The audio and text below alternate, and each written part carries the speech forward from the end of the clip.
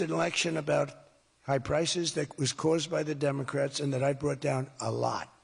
And remember, when you see energy coming down like I brought it down, and gasoline coming down, that brings everything else down. It's so much bigger than any other factor. When gasoline gets to be $1.99 a gallon, everything comes down. The donuts come down, the truck that delivers the donuts, the stove that makes the donuts, the whole thing, it all comes down, and it's coming down much faster than anybody can even believe.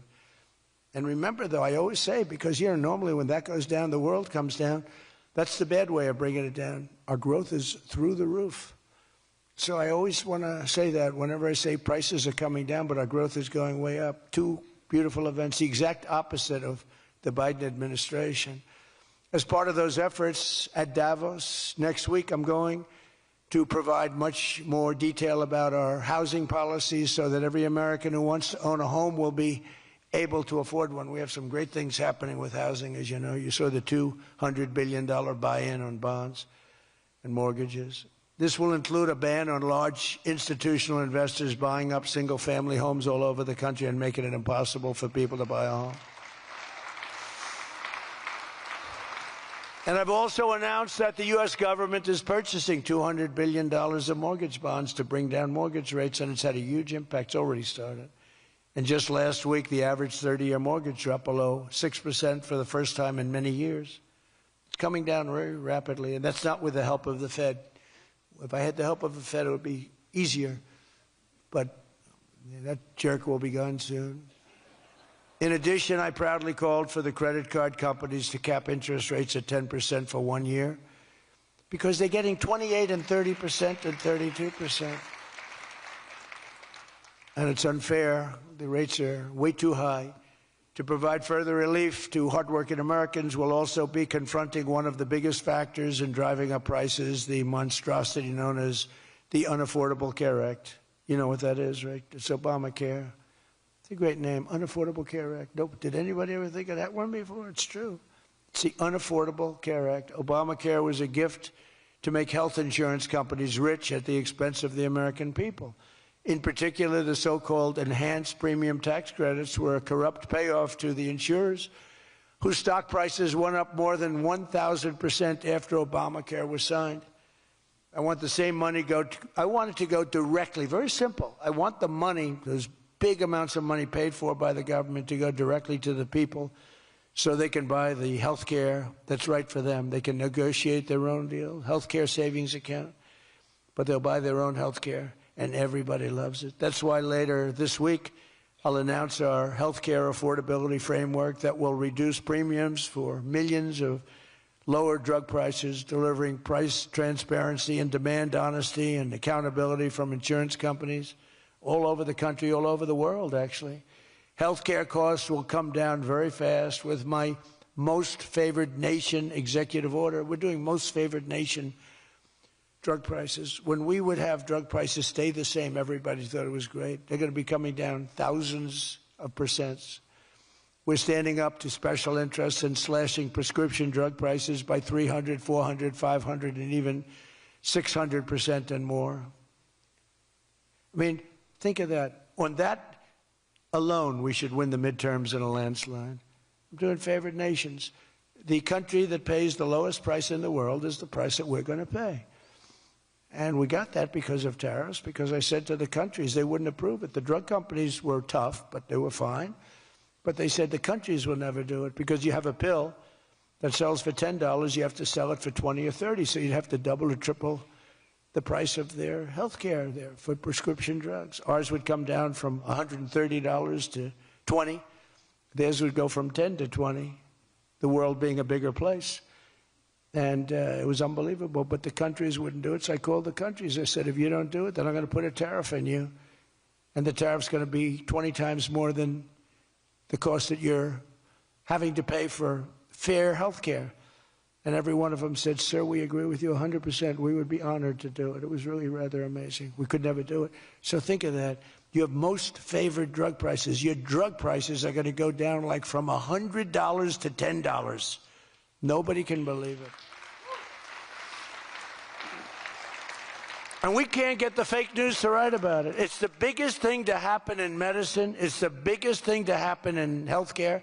And I cannot get the New York Times, I cannot get anybody to write about it. When we got it done and we announced it, it was on a page way in the back of the New York Times. Same with others. They don't want to talk about it. You know why? Because it's so good. It's the biggest thing to happen. Over the past 12 months, almost every promise I made to you right here in 2024 has been kept. I've kept all my promises and much more. I mean, I've given you much more than I gave you promises, and I produced much more than I said I was going to produce. I gave you the largest tax cuts in American history, cutting taxes across the board in the great, big, beautiful bill. And as I told you, I mean, who would have gotten you no tax on tips, as I said before. No tax, I say it over and over again, no tax on overtime, no tax on Social Security for our seniors. Any senior should be voting for us because the Democrats won't do this. It doesn't work for them. And we also made interest on car loans fully tax deductible so that when you go out and buy a car, if you have a mortgage or you get a loan on a car, you're allowed to deduct interest for the first time ever. That's never happened before. But only for cars that are stamped with the beautiful words, made in the USA. In other words, we're only letting that take place if the car is made like in Detroit or in the USA. Our tax cuts also provided 100% bonus depreciation on all new equipment and capital investments, meaning that for any manufacturer looking to bring production back to America, you can write it all off, everything. Not in 38 years, not in 44 years, in 1 year. You write the whole thing off in 1 year. That's the biggest thing there. I think that's the biggest thing. That's the big job producer. And I've cut an unprecedented number of burdensome regulations. We're number one in the history of our country in cutting regulations. I promised to cut 10 old regulations for every one new regulation. So if we put on a regulation, the only way I'll allow it to happen is if the secretary, like Scott Bessent, cuts 10 old regulations. But instead, last year we actually cut 129 regulations for every one that we put in. Think of that. So nobody's ever cut regulations like I have. I terminated the insane electric vehicle mandate and ended the war on internal combustion engines. Once and for all, those engines were gone. And some people like them. And if they like them, great. And if they like electric, if they like any form of propulsion, any way you want to propel your car is okay, except for a couple of them, as I discussed. I permanently stopped Joe Biden's ridiculous CAFE standards. You know what the CAFE standards are? They're standards that make it impossible for you to build a car affordably. They make it impossible for a car to really work right. The CAFE standards sound so nice. The CAFE standards, it's environmental standards that are impossible to meet. And we're canceling the EPA's absurd tailpipe emission standard, one of the worst ever. And I revoked the California emissions waiver to stop San Francisco communists from regulating automobiles all over our nation, all over our world. Boy, I have done so much for the car industry. It's crazy. Nobody thought it was possible to do this. And that's why your industry, and not everybody's in the car industry. How many people are in the car industry in this room, in one way or another? That's a lot, relatively. That's not bad. Another urgent priority for bringing down the cost of living is to stop the colossal fraud that is bleeding American taxpayers absolutely dry. The fraud being committed by the Somali population in Minnesota. Have you heard of them? They're lovely people. Is monumental. And California, Illinois, New York, and others are just as bad. Our country has been losing over $500 billion to fraud every single year, but those days are over. We have the best group you've ever seen assembled going after fraud. In Minnesota, we're cracking down on the Somali scams, ending the brazen and shameless theft of taxpayer dollars. Well, it's going on in Maine, too, with Somalis. You know, and they don't take our ships anymore. You know why? We hit them with the same missile that we used to hit the drug dealers coming in with the boats. You know, we have drugs coming in by sea down 97%. You've seen that? 97%. And we're trying we're really trying hard to find out who the hell is the other 3%. but we have them down 97%. And we're going to start hitting them by land, too. The hard part is done. By sea, nobody's coming. It hasn't been great for the fishing industry, however. Those that have a fishing boat, they're having a hard time getting customers. But you can't have everything. Nobody wants to go on boats. Nobody wants to go like 25 miles an hour. When you see a boat with 5 engines on the back of it going 65 miles an hour, and it's loaded up with hundreds of bags that you see cellophane with white, typically it's not fishing. How about the couple of submarines we took down? We took out 2 submarines, and the Democrats say they were fishing. No, they were submarines. They were actually, they build a very fast, it's a drug-carrying submarine. They have a lot of money. And we took them out, and the Democrats claimed that they were fishing. We shouldn't ruin people's beautiful fishing journey. It's unbelievable what we have to go through. It's really a shame, actually. We froze it all, children's payments to those states that we're talking about, and we will now require proof of attendance in order to receive federal funding for child care or any of that. How about all these child care places in Minnesota where there is no children? They go there, they get paid millions and millions of dollars. The biggest operation in all of Minnesota had no children. And we pay millions of dollars. They're scammers. They're scammers. They always will be. And we're getting them out, and we're not going to pay them. We're not going to pay Minnesota. Right, Scott? We're not paying Minnesota any more money for that, any of that crap. It's a big scam. It's a giant scam run by an incompetent, crooked governor. He's an incompetent, crooked guy.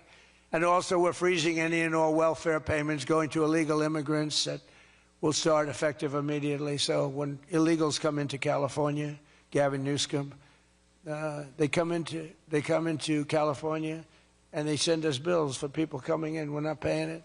So we're working on that very strongly. Just don't pay it.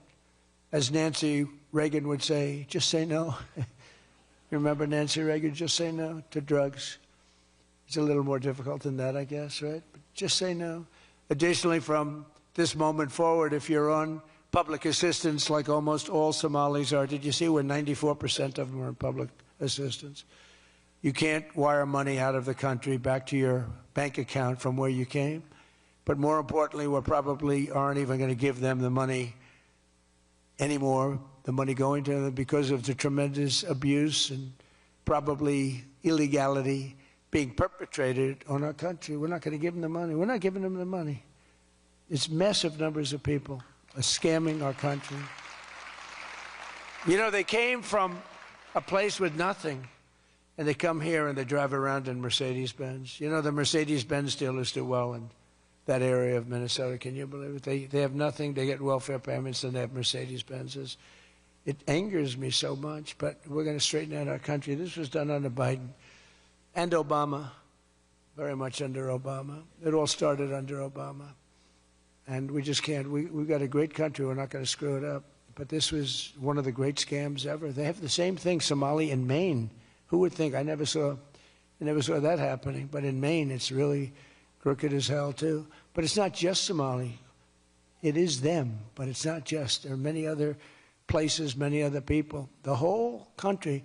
If we stop this fraud, this massive fraud, we're going to have a balanced budget. That's how much money you're talking. We'll have a balanced budget without all the growth I'm talking about. And then you add the growth, we got one hell of a country.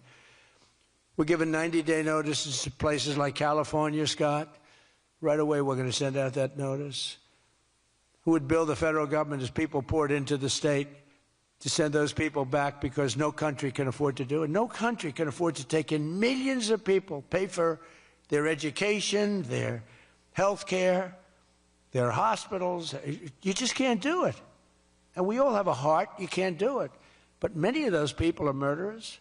They're people released from jails, prisons, mental institutions, insane asylums. They're people that are drug dealers. They're addicts. Additionally, starting February 1st, we're not making any payments to sanctuary cities or states having sanctuary cities because they do everything possible to protect criminals at the expense of American citizens, and it breeds fraud and crime and all of the other problems that come. So we're not making any payment to anybody that supports sanctuary cities.